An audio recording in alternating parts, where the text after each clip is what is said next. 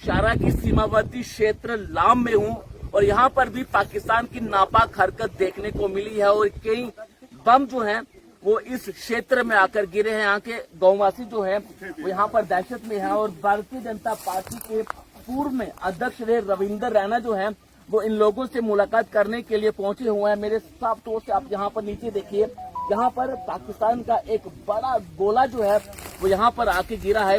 हालांकि जानी नुकसान तो नहीं हुआ है, लेकिन लोगों के बीच आज भी डर और खौफ जो है वो अभी भी यहाँ पर है। और रविंदर रैना इस समय हमारे साथ है।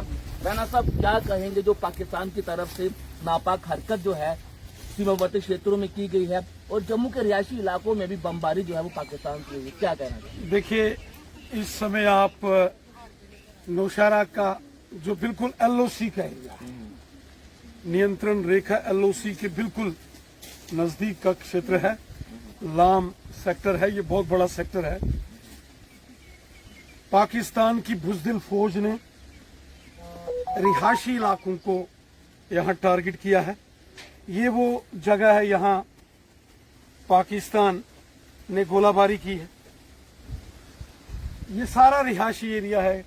इसके इर्द गिर्द मंदिर, मस्जिद, गुरुद्वारे, आम लोगों के लिए ये रिहायशी ये गांव है। इस गांव में कोई एज सच आर्मी की कोई बहुत ज्यादा मूवमेंट या उनका कोई कैंप कुछ नहीं है। आम लोग रहते हैं, आम शहरियों को पाकिस्तान की फौज ने यहाँ निशाना बनाया है।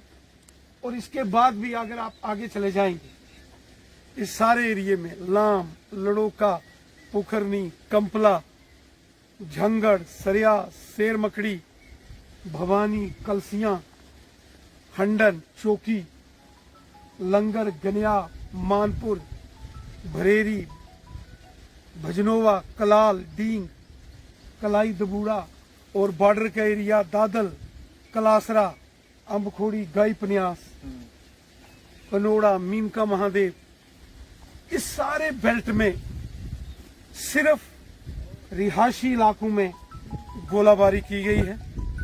जहां सिविलियन लोग रहते हैं उन्हें निशाना बनाया गया है।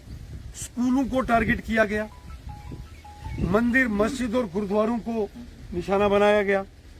और मैं लगातार पिछले 20-25 दिन से इन बॉर्डर के लोगों के बीच में हूं। जब गोलाबारी हो रही थी तब भी लोगों के बीच में था, उससे पहले भी इधर ही था, और गोलाबारी के बाद यहाँ के लोगों से मैं मुलाकात कर रहा हूं। लोगों की सुरक्षा, लोगों की सिक्योरिटी हमारी जिम्मेवारी है और इसलिए हम जनता के बीच में और घर घर जा रहे हैं। हर वो घर जो इस पाकिस्तान की शेलिंग से जिनको नुकसान हुआ है, वहां पहुंचकर लोगों से मुलाकात कर रहे हैं, लोगों की हौसला अफजाई कर रहे हैं। बॉर्डर के लोग शेर दिल लोग हैं, जिंदा दिल लोग, आर्मी के साथ कंधे से कंधा मिलाकर जीने वाले लोग हैं। और इसलिए मैं अपने लोगों के बीच में हूं। पिछले 25 दिनों से लगातार इस बॉर्डर के एरिया में, और केवल नौशहरा ही नहीं, सुंदरबनी का बॉर्डर, रजौरी, पुंछ, मेंढर, सुरनकोट, मंजाकोट, डूंगी, ढांगरी, इन तमाम क्षेत्रों में जहां पाकिस्तान की गोलाबारी से भारी नुकसान हुआ है, हर जगह हम जा रहे हैं। और मुझे इस बात की खुशी है कि लोगों का जो जज्बा मैंने देखा है, जो लोगों का देश के लिए प्यार देखा है, वो गजब है। लेकिन राणा साहब, सीमावर्ती क्षेत्र में रहने वाले लोगों का ये कहना है कि उनके बंकर जो है वो उनके पास होने चाहिए, ताकि दोबारा पाकिस्तान इस तरह की नापाक हरकत करता है तो कहीं छिपने की जगह उनके पास हो। इस सारे बेल्ट में पहली बार बंकर 2016-17 में बने थे। उस वक्त मैं यहाँ नौशहरा कॉन्स्टिट्यूंसी से एमएलए जीत के आया था और बॉर्डर पर बड़ी गोलाबारी हुई थी। और उस वक्त देश के गृह मंत्री राजनाथ सिंह साहब थे। जब भयंकर गोलाबारी हुई तो मैं दिल्ली गया। मैंने माननीय प्रधानमंत्री मोदी साहब से मुलाकात की। राजनाथ सिंह साहब को मैंने नौशहरा लाया था, मैं उस वक्त एमएलए था, और मैंने ये सारे बॉर्डर के एरिए, सुंदरबनी के न दादल कलासरा, अम्बखोड़ी, गाई पन्यास, मीनका महादेव से लेके ये जो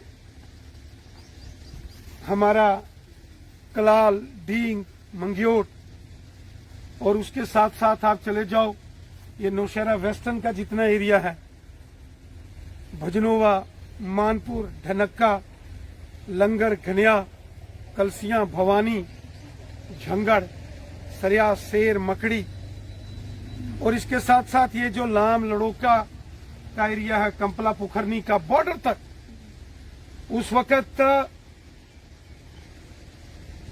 तकरीबन 1000 से ऊपर बंकर, 1400 या 1500 के करीब करीब बंकर, इस सारे 1600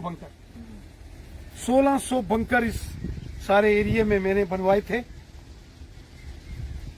और बंकर की डिमांड ज्यादा थी और उस वक्त सीज फायर हो गया। और बाद में भी मैंने कोशिश की कि बॉर्डर के एरिया में बंकर बने, चूंकि बाद में सरकार टूट गई थी और वो सारी प्रक्रिया रुक गई थी। वरना मैंने दोबारा से गृह मंत्री उस वक्त राजनाथ सिंह जी से बात की है। मैं उम्मीद करता हूं कि बंकर बनाना मीन बंकर्स के लिए फंड्स देना। जम्मू कश्मीर की सरकार, जो कि चुनी हुई सरकार है, वो यकीनन इस पर गौर करेगी और जो बॉर्डर पर रहने वाले हर घर को बंकर मिलना चाहिए, ये अब जम्मू कश्मीर सरकार की भी जिम्मेवारी है। सर, सुनने में ये भी आ रहा है कि जो बंकर्स बनाने के लिए जो सामान, जो पैसा आया था, उस पर गपला हुआ है, इस तरह की चीजें सामने आई है। नहीं, वो सारे टेंडर्स हुए थे, गपला अभी नहीं, हुआ है। मुझे नहीं लगता है। उस वक्त अगर किसी को लगता है कि उसमें कुछ गड़बड़ घोटाला है तो वो क्राइम ब्रांच को, एंटी करप्शन को कंप्लेन दे सकता है। उसमें कोई किसी को कोई रोक नहीं सकता। अगर कहीं किसी को लगता है कि किसी के इंडिविजुअल या कम्युनिटी बंकर में कहीं कुछ गड़बड़ हुई है तो वो क्राइम ब्रांच में या एंटी करप्शन ब्यूरो में एप्लीकेशन दे सकता है। आखिरी सवाल मैं आपसे पूछना चाहूंगा, जो दोनों देशों के बीच सीज फायर हुआ है, पाकिस्तान इसे अपनी जीत मान रहा है और जश्न मना रहा है पूरे पाकिस्तान में कि हमारी जीत हुई है। सारी दुनिया ने देखा है कि लाहौर, कराची, इस्लामाबाद और पेशावर में जब हिंदुस्तान की सेना दहाड़ी तो पाकिस्तान घुटनों के बल आया। आतंकवादियों के अड्डों को हिंदुस्तान ने तबाह किया है और पाकिस्तान को उसका आईना हिंदुस्तान की सेना ने दिखाया है। तभी तो जाके अमेरिका के पांव में कौन जाके पड़ा, कौन गिड़गिड़ाया, वो तो पाकिस्तान। पाकिस्तान की आर्मी बुज़दिलों की आर्मी है, वो हिंदुस्तान की फौज से मुकाबला नहीं कर सकती और वो आम शहरियों को निशाना बनाती है। मैं इस समय इस सारे बॉर्डर के बेल्ट में आया हूं, 20-25 दिनों से दिन रात इसी बॉर्डर पर।